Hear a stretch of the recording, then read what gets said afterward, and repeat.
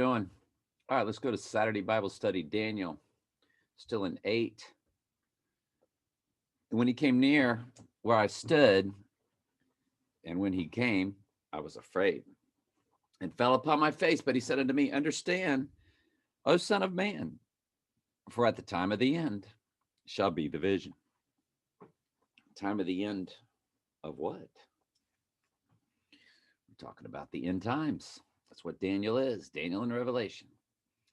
Now, as he was speaking with me, I was in a deep sleep on my face toward the ground, but he touched me and set me upright. And he said, Behold, I will make thee know what shall be in the last end of the indignation, for at the time appointed the end shall be. The ram which thou sawest having 2 horns are the kings of Media and Persia. So the Medes and the Persians. And the rough goat is the king of Greece. And the great horn that is between his eyes is the first king. Now that being broken, whereas 4 stood up, 4 kingdoms shall stand up out of the nation, but not in his power.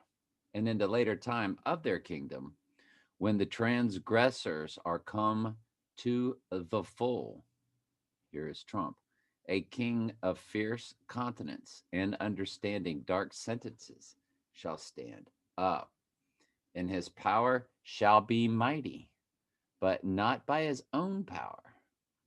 And he shall destroy wonderfully, and shall prosper and practice, and shall destroy the mighty and the holy people. Remember, he wears out the saints, makes war with the saints, 721, shall wear out the saints, 725 of Daniel, which are the 5 verses of the little horn as the Antichrist after he's come back from the dead, which also matches Trump Tower's 5 multiple addresses, 721 through 725.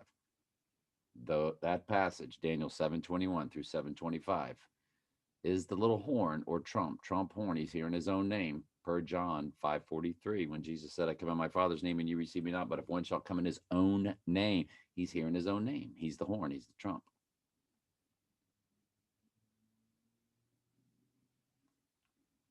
And when he returns from the dead, it'll be all in this to get her, which is what their motto has been since March. We're all in this together.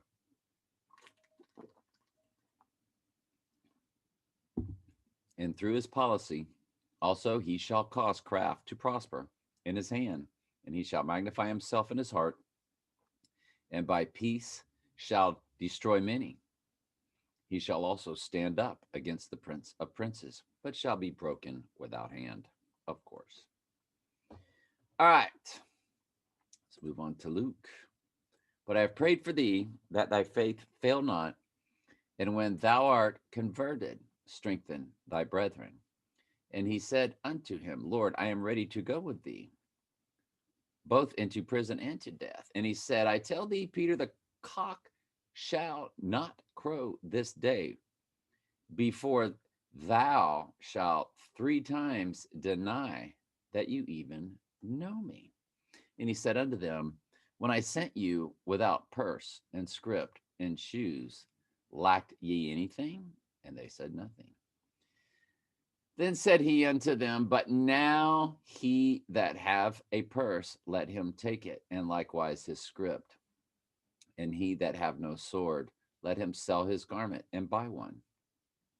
For I say unto you that this is written, must ye be accomplished in me.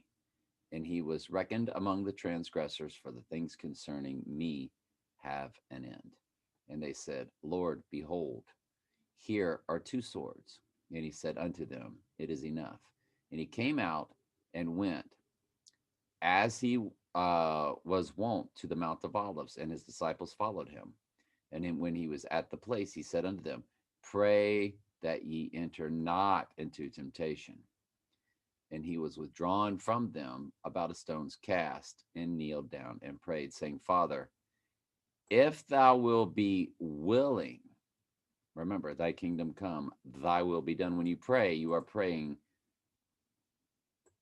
about the will of God because he's already declared the end from the beginning, so that everything is about God's will.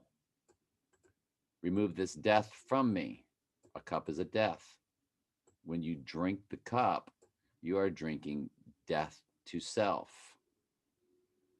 When you take part in his body, you are part of one bread, one living sacrifice.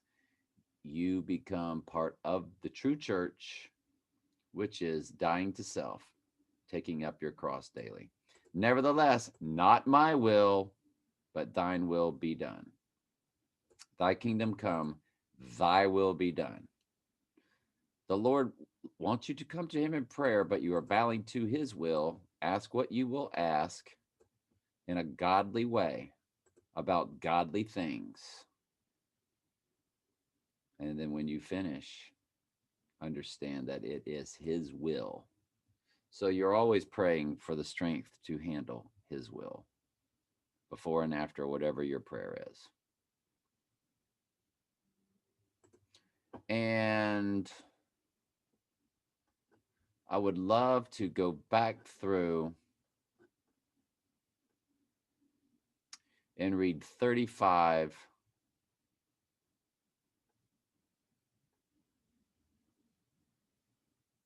through 38. 35 through 38.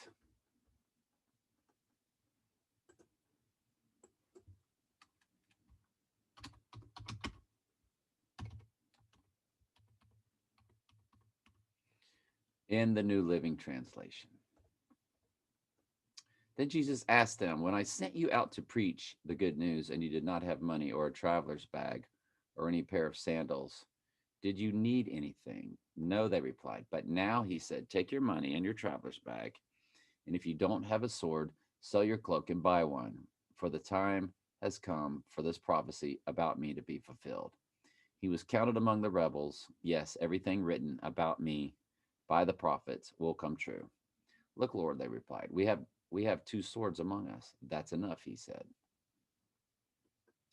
So the thing about the sword,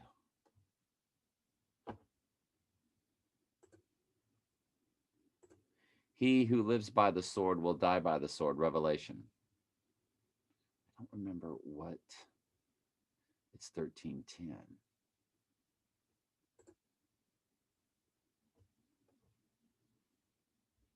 He that leadeth into captivity shall go into captivity. He that killeth with the sword must be killed with the sword. Here is the patience and the faith of the saints. And you know, all of those apostles were martyred and killed. So I'm not really sure what that's in reference to, but let's go and look at all possibilities.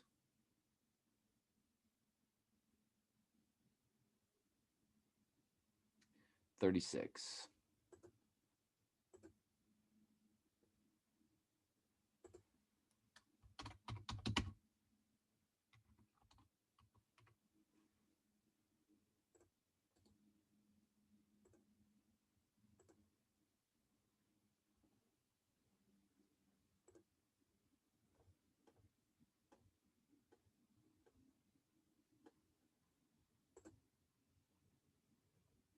G3162. A large knife. We knew that part.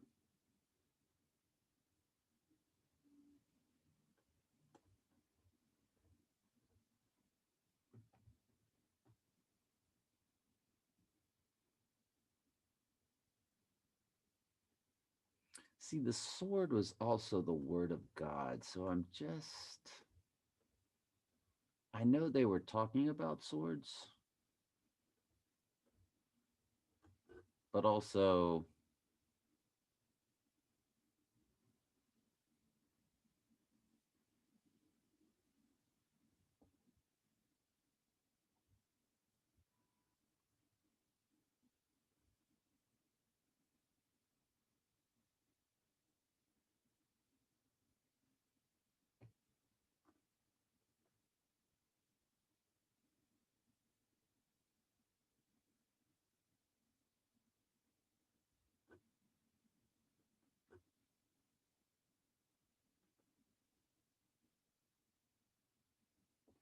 For the word of God is quick and powerful and sharper than any two-edged sword,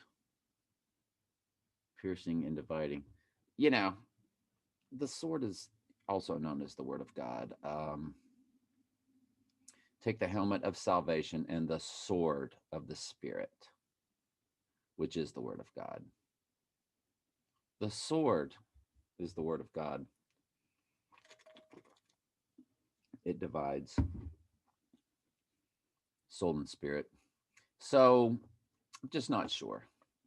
I won't be dogmatic either way. Love you.